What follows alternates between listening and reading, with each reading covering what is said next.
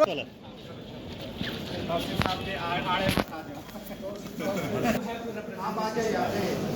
Your voice is very important. Thank you so much.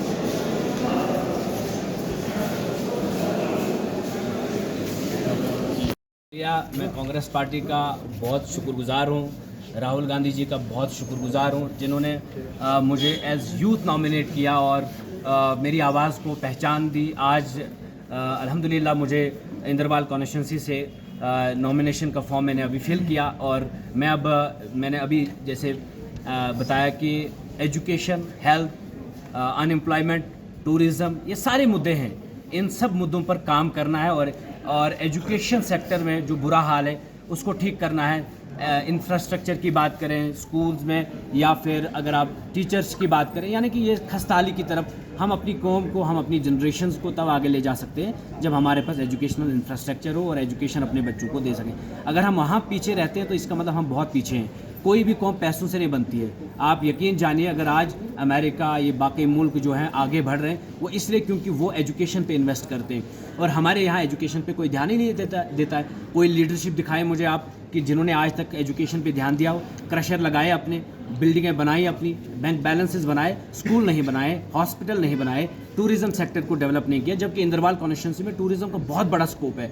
Sports culture यहाँ develop किया जा सकता है, उससे बच्चों को ड्रग्स से दूर रखा जा सकता है, लेकिन कोई उसकी तरफ तवज्जो नहीं दे रहा है। उसके बाद अगर आप देखेंगे वुमेन राइट्स की बात करें, कितनी सारी ऐसी महिलाएं हैं जिनको घरों में बैठकर हैरास किया जाता है लेकिन वो अपनी आवाज़ें नहीं उठा पाती हैं। हम वो वाकई में वुमेन राइट्स कमेटी एक बनाएंगे, उसमें बहुत सारी ऐसी लेडीज़ को भी इन्वॉल्व करेंगे और जो समाज में जो अच्छे महज़ब लोग हैं हमारे, उनको इन्वॉल्व करेंगे। और कहीं पर भी अगर वुमेन राइट्स को कर्टेल किया जाता है उसके लिए भी बात की जाएगी।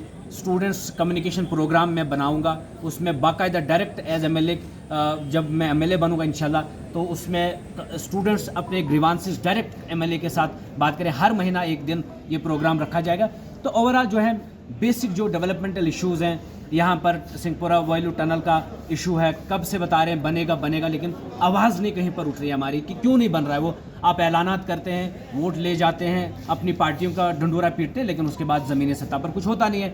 मड़वा वार्ड 1 के इशूज़ हैं, मड़वा वार्ड 1 के सबसे बड़े इशूज़ इस वक्त टनल उनको चाहिए, कम्युनिकेशन वहाँ 70 साल से नहीं गया, बेसिक हेल्थ इंफ्रास्ट्रक्चर ख़त्म है वहाँ पर भी, एजुकेशनल इंफ्रास्ट्रक्चर जो है इन एरियाज़ में बिल्कुल डैमेज्ड है। आप देखें बोंजवा में मैं रिसेंटली गया, किथर इलाके में मैं जब पहुँचा, ना उनके पास एनिमल हस्बेंड्री सेंटर, ना उनके पास शीप सेंटर, ना उनके पास कोई अच्छा स्कूल, ना उनके पास स्टाफ, ना उनके पास सड़क, ना उनके पास बिजली प्रॉपरली। तो ये सारे मुद्दे जो हैं आप गांव देहात में जब जाएंगे तो वहाँ पर आपको ये नज़र आएंगे। इन सब पर काम करना है और आप आशीर्वाद दीजिए, आप सब लोग हमारे साथ खड़े हो जाइए। और मैं तमाम इंद्रवाल कॉन्स्टिट्यूंसी के तमाम वोटर से ये कहना चाहूँगा कि आप बढ़ चढ़ कर पोलिंग बूथ पर जाएं, वोट करें और वोट अपनी तकदीर को बदलने के लिए करें, डेवलपमेंट के लिए करें और नई नस्ल के लिए करें, उनको आबाद करने के लिए करें। बहुत सारे लोग आपके पास पैसा लेकर आएंगे, अपनी दौलत दिखाएंगे, गाड़ियाँ दिखाएंगे, कुरान लेकर भी आएंगे कसमें देकर कि भाई ये हमारा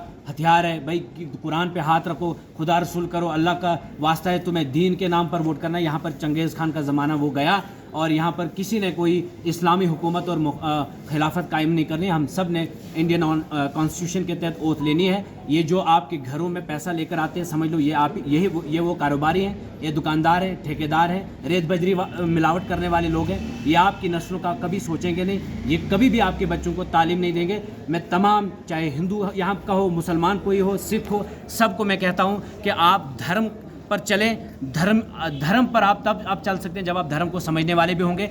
धर्म को तब आप समझ पाएंगे जब आपके पास स्कूल होंगे। इन सब लोगों ने आपको स्कूल नहीं दिए, हॉस्पिटल नहीं दिए, सड़कें नहीं दी। यहाँ पर हॉस्पिटल, ट्रॉमा हॉस्पिटल की ज़रूरत है चिनाब वैली में, किसी ने आज तक आवाज़ नहीं उठाई। हर दूसरे तीसरे दिन एक्सीडेंट होते हैं, रोड्स की वाइडनिंग नहीं होती है। टूरिज़्म का इतना बड़ा स्कोप है जिससे हम बेरोज़गारी को ख़त्म कर सकते हैं, लेकिन कोई उस पर बात ही नहीं करता है। जो भी मिनिस्ट्री होती है बाहर की होती है, हम यहाँ पर सिर्फ तमाशा देख रहे होते हैं। हमारी लीडरशिप बहुत कमज़ोर है। हम चाहते हैं, और दूसरी बात, सबसे बड़ी बात यह है कि अलायंस का पार्टनर हूँ मैं। मुझे पूरा विश्वास है कि जो अलायंस पार्टनर्स हैं हमारे, वो हमारा पूरा साथ देंगे, एक अच्छी इंटेंशन के साथ, एक अच्छी विल के साथ, और हम भी उनके साथ शाना बशाना खड़े हैं। और हम यकीनन चाहते हैं, इसलिए अलायंस इसलिए हुआ ताकि हम उस पार्टी को पावर से बाहर रखें जिस पार्टी ने जम्मू कश्मीर को ख़त्म किया, जिस पार्टी ने यहाँ 370 तोड़कर 2 हिस्सों में डिवाइड किया जम्मू कश्मीर को। हम उसे बदला लेना चाहते हैं वोट के ज़रिए से भारतीय जनता पार्टी को हम चोट पहुँचाना चाहते हैं। यही वक्त है, 10 साल से जिन्होंने हमें जमहूरी हकूक़ से दूर रखा था, आज वक्त आ चुका है, बढ़ चढ़ कर जमहूरियत में हिस्सा लो, वोटिंग में हिस्सा लो और वोट बढ़िया तरीके से करो। ज़्यादा से जितना वोट ज़्यादा पड़ेगा उतनी हमारी जमहूरियत मजबूत होगी और उतना ही हमारे इदारे मजबूत होंगे। जहां आपने अलायंस की बात की, नेशनल कॉन्फ्रेंस और कांग्रेस की बात आपने की, रात देर तक अलायंस जो था वो टिका हुआ था और देर रात के बाद जब भी अलायंस के जो कैंडिडेट्स सामने निकल कर, जिसमें अलायंस का कैंडिडेट आपको उतारा गया, जो नेशनल कॉन्फ्रेंस आपके अपोजिट में था, वो जो इस वक्त इंडिपेंडेंट कैंडिडेट आपके खिलाफ, क्या आपको लगता है कि अलायंस का वोट आपको पड़ेगा? नहीं, मैं उनसे बात किया था। खैर वो इस वक्त बहुत परेशान भी होंगे, ये होता है, सबकी एस्पिरेशंस होती हैं, सबके लोग चाहने वाले लोग होते हैं। जब इस तरह का डिसीजन आता है और संभलने में थोड़ा वक्त ज़रूर लगता है। मैं उन्हें इतना ही कहना चाहूँगा, उनसे कई बार हम जब अलायंस की बात करते तो मैं उनसे बात करता था और मैं उन्हें बार बार कहता था, प्यारे लाल जी आप बहुत अच्छे इंसान हैं, लेकिन एक बात याद रखिएगा, अगर अलायंस में मुझे मैंडेट मिलता है तो आप सपोर्ट करेंगे, अगर आपको मिलता है तो मैं अपनी पार्टी के डायरेक्शंस को फॉलो करूंगा, मैं आपको सपोर्ट करूंगा। उनकी ये वर्डिंग है कि मैं भरपूर आपको साथ दूंगा। अगर आप वो चाहते थे कि कोई थर्ड बंदा ना आए और वो चाहते थे कि वो इस कॉन्स्टिट्यूंसी का हिस्सा हो, और आज मैं इंदरवाल का हिस्सा हूँ, मैं बोंजवा का हिस्सा हूँ, मैं छात्रों का हिस्सा हूँ, मुगल मैदान का हिस्सा हूँ, माड़वा वार्ड 1 का हिस्सा हूँ, कैशवान का हिस्सा हूँ। और मुझे लगता है कि अगर वो डेवलपमेंट चाहते हैं, अगर वो छात्रों, मुगल मैदान, बोंजवा, कैशवान, माड़वा वार्ड 1 की तरक्की चाहते हैं, आए मेरा साथ दें। हम उन ताकतों को दूर कर सकते हैं जिन ताकतों ने हमें पीछे रखा, जिन ताकतों ने हमें बर्बाद किया, और जैसे ही हम उनको दूर करेंगे डेवलपमेंट के रास्ते पर हम चल पड़ेंगे और मिलकर चलेंगे। अलायंस नहीं हुआ क्योंकि इंडिपेंडेंट कैंडिडेट जो है वो उतर चुका है। इंडिपेंडेंट कैंडिडेट तो उन्हें फॉर्म भरा है। मुझे ये बताइए कि आपको नहीं लगता कि लोग जो है वो ठेकेदारी को ज़्यादा तरजीह दें, क्योंकि वो अपनी ठेकेदारी चमका रहे हैं, जो भी इंडिपेंडेंट कैंडिडेट्स आ रहे हैं वो ठेकेदार तबके से ताल्लुक़ रखते हैं। क्या आपको नहीं लगता वो ठेकेदार, अगर उसको अलायंस के कैंडिडेट आपको दिया था तो उसको आपको सपोर्ट करनी चाहिए थी, उसके बरकस उसने आप अलायंस नहीं टूटा। एक बंदा अगर डिसीजन लेता है वो इंडिविजुअल, उनको वैसे भी पार्टी सिंबल नहीं मिलेगा, तो दैट मीन्स कि अलायंस बरकरार है और अलायंस में जितने भी इन जमातों के वोटर्स हैं वो हमें पड़ेंगे। और दमखम से याद रखिएगा, इसी जगह पर इलेक्शन रिजल्ट के दिन होंगे, 15,000 से इंडियन नेशनल कांग्रेस जीत दर्ज करेगी। यहाँ 20 साल से हमारी सीट रही है, यहाँ 20 साल से हमारा कैंडिडेट जीता है, लेकिन जैसे ही उसने पार्टी छोड़ी तो उनके हालात देखो जाकर, कोई पीछे चलने के लिए तैयार नहीं है। दूसरा बंदा कहता है तीसरा लेकर आओ, मैं तुम्हारे साथ चलने के लिए तैयार हूँ, दूसरा बंदा खड़ा ही नहीं होता है। जैसे ही उन्होंने इंडियन नेशनल कांग्रेस को छोड़ा और उन्हें कांग्रेसियों ने छोड़कर अकेला रख दिया, और आज हालत ये हो गई, जो कभी कहते थे आज़ाद साहब चीफ मिनिस्टर कैसा हो, आज़ाद साहब जैसा हो, जो कभी कहते थे इंडियन नेशनल कांग्रेस जिंदाबाद, सोनिया जी जिंदाबाद, आज वो अकेले रह गए ना, क्योंकि उन्होंने वो उस परिवार का साथ छोड़ दिया, उस पार्टी का साथ छोड़ दिया, परिवार ने अपनी सपोर्ट वापस ली। आज कहाँ पर खड़े हैं? ठेकेदारों की अब नहीं चलेगी, नई नस्लें नई लीडरशिप चाहती हैं और नई सोच के साथ आगे बढ़ना चाहते हैं। अब नौजवान रोज़गार चाहता है। ये जो आप ठगाते थे लोगों को, वो दिन गए। मैं समझता हूँ कि जो इस वक्त नेशनल कॉन्फ्रेंस से रिज़ाइन करके प्यारे लाल जी जो चले गए, मैं उनसे इतना ज़रूर उम्मीद रखता हूँ कि वो ज़रूर आत्मचिंतन करेंगे, वो इस पर ज़रूर सोच विचार करेंगे कि अगर वो बीजेपी के खिलाफ हैं, अगर वो सरूड़ी साहब के खिलाफ हैं, अगर वो मानते हैं कि इन्होंने जुल्म किए हैं हमारे लोगों के साथ, इंद्रवाल के साथ, छात्रों के साथ, मड़वा के साथ, मुगल मैदान के साथ, बोंजवा केशवान के साथ, तो फिर वो आज मेरे साथ खड़े हो जाएं, क्योंकि हमारे पास एक अच्छा तगड़ी सपोर्ट है, अलायंस के पार्टनर्स हैं। ओवरऑल जाहिर सी बात है नेशनल कॉन्फ्रेंस भी सपोर्ट करेगी, और एज अ पार्टी जब 2 पार्टियां, बड़ी पार्टियां मिलेंगी, यकीनन फिर वहां किसी का नामो निशान नहीं रहेगा। जहां बता रहे हैं कि वो भारतीय जनता पार्टी के खिलाफ इलेक्शन लड़ रहे हैं, वहीं जैसे उनकी वीडियो जो है रात को रेजिग्नेशन की बाहर आती है, तो उसमें जो है भारतीय जनता पार्टी के जो डिस्ट्रिक्ट प्रेसिडेंट यहाँ हैं, उन्होंने उनको खुलकर जो है सामने आया और उसको इलेक्शन लड़ने की कहा कि आप इलेक्शन लड़िए, हम आपके साथ हैं। वो चाहते हैं कि वो इलेक्शन लड़े, हकीकत तो यही है, वो चाहते हैं कि वो इलेक्शन लड़े, वो चाहते हैं इससे क्या पता कुछ, लेकिन कुछ नहीं होने वाला है। मैं ये यकीन से कहता हूँ 15,000 से इंडियन नेशनल कांग्रेस इस सीट पर जीत दर्ज करेगी और दमखम के साथ लड़ेंगे हम इलेक्शन।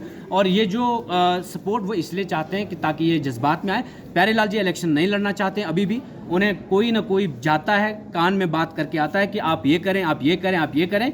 वो खुद नहीं इलेक्शन लड़ना चाहते हैं। मैं उन्हें बात आज भी कहना चाहता हूँ, आप खुद लीडर हैं, आप दूसरों की ना सुने, आप आएँ। शेख जफर एक नौजवान है, अगर आप चाहते हैं तो यकीनन हमें मिलकर इंद्रवाल को आगे ले जाना है, तो आप साथ देंगे, प्यारे लाल जी साथ देंगे, तो मिलकर हम पॉलिसीज़ बनाएंगे। बताइए कहाँ पर क्या करना है। जीत कर भी बैठेंगे, उससे पहले भी इलेक्शन हो रहे हैं, इस वक्त भी बैठेंगे। आप मैनिफेस्टो तैयार करें, मैं उस पर काम करूंगा अगर डेवलपमेंट चाहते हैं। और मैं समझता हूं कि अलायंस किया ही गया इसलिए कि हम भारतीय जनता पार्टी को बाहर रखें, और भारतीय जनता पार्टी को बाहर रखने का मकसद ये है, इसलिए ये बाहर रखने का मकसद क्योंकि इन्होंने जुल्म किए, इन्होंने बेरोजगारी 40% बेरोजगारी आज यहाँ पर, ये कभी इस जम्मू कश्मीर के इतिहास में कभी ऐसा नहीं हुआ। ह्यूमन डेवलपमेंट इंडेक्स के पैरामीटर्स आप देखेंगे सारे डाउनफॉल कर गए हैं। आप इन्फ्लेशन को देखें, बेरोजगारी को देखें, आप यहाँ के हेल्थ स्ट्रक्चर, एजुकेशन स्ट्रक्चर को देखें, तो बुरा हाल है, इसलिए हम इनको बाहर रखना चाहते हैं। डीडीसी इलेक्शन लड़ने के बाद आप किश्तवाड़ में ही ज़्यादातर रहे और कमेंट्स भी हम आपके वॉल्स पर पढ़ते रहते हैं कि शेख जफर ने डीडीसी बनने के बाद जो है ज़्यादातर क़याम जो है किश्तवाड़ में ही किया। लोग कहते हैं कि एमएलए बनने के बाद आप क़याम कहाँ करेंगे, मड़वा करेंगे, किश्तवाड़ करेंगे? असेंबली में भेजेंगे तो असेंबली हॉल के अंदर चला जाऊंगा। डीसी ज़्यादातर लोगों के साथ तो बात तो कर रही है। देखिए, जैसे ये कमेंट करने वाले होते हैं उनका बैकग्राउंड देख लीजिए, जले हुए हैं, कटे हुए हैं, वो मेरे पॉलिटिकल अपोनेंट्स हैं। मेरे लोग आज भी खड़े हैं। आप जिस दिन हमारा प्रोग्राम होगा मड़वा में, छात्रों में, मुगल मैदान में, भोजवा में, आप आइएगा, लोगों का सैलाब देखिएगा। वो लोग नहीं बोलते, लोग आप चंद लोग सोशल मीडिया पर आकर। नौजवानों के लिए क्या मैसेज रहेगा, क्योंकि नौजवान आपके साथ बहुत ज़्यादा। बार कहता हूँ, अपनी क़यादत खड़ी करो। आप क्रशर वालों को भेजोगे, डंपर वालों को भेजोगे, अनपढ़ों को भेजोगे पार्लियामेंट में, असेंबली में, वो बजट नहीं पढ़ पाते हैं, वो तुम्हारे लिए क्या पॉलिसीज बनाएंगे? Come out from the street, from your houses, और अच्छी नुमाइंदगी खड़ा करो। मैं पढ़ा लिखा नौजवान हूँ, बोलने वाला भी हूँ, ईमानदार भी हूँ, और ईमानदारी की बुनियाद पर ही आज मुझे मैंडेट मिला है। ये सब उसका कर्म है। उसने मेरे आसपास ऐसे बंदे जोड़े कि ये पॉसिबल ही नहीं था मेरे लिए। न कोई सियासी बैकग्राउंड, न मेरे कोई डंपर, न मेरा कहीं क्रशर, न मेरा कहीं पैसा। 4-4 करोड़ देने वाले लोग थे मैंडेट के लिए। 4 करोड़ इंडियन नेशनल कांग्रेस ने ठुकराए और शेख जफर को मैंडेट दिया। ये बहुत बड़ी बात है। ये पार्टी की ईमानदारी भी दर्शाता है और ये एक कैंडिडेट की ईमानदारी को भी दर्शाता है। मैं तो नौजवान से इतना कहूँगा, आपसे मेरी उम्मीद जुड़ी है। 24,000 नौजवानों का वोट है इंद्रवाल कॉन्स्टिट्यूंसी में, बगैर किसी मजहब व मिल्लत के, बगैर किसी वो पुरानी वो जात पात की लड़ाइयाँ जो होती थी, उसको आप सीधा सामने आए, आप नई क़यादत खड़ा करें, असेंबली हॉल के अंदर भेजें उसको जो बजट बना भी सकता है, पढ़ भी सकता है, लिख भी सकता है, जो पॉलिसीज बना भी सकता है, जो इन्फ्लेशन सिर्फ बोल नहीं सकता है, इन्फ्लेशन रेटें बढ़ गई, उसको कंट्रोल कैसे किया जा सकता है, उस पर बोल भी सकता है, पॉलिसीज दे भी सकता है। चीफ मिनिस्टर कोई भी हो, ईमानदार एमएलए जब आगे से उसको होगा, अगर हेल्थ मिनिस्टर कोई भी हो और एजुकेशन मिनिस्टर कोई भी हो, तो सामने से ईमानदार नेता अगर होगा ना, तो खुदा की कसम खा के तो उसके बगैर वो पॉलिसी कभी नहीं बनाएगा। तो आई विश के नौजवान मेरा साथ दे, मुझे मायूस ना करें। 24,000 नौजवान अगर खड़ा हो गया तो 24,000 से जीत सकता हूँ मैं। बहुत बहुत शुक्रिया।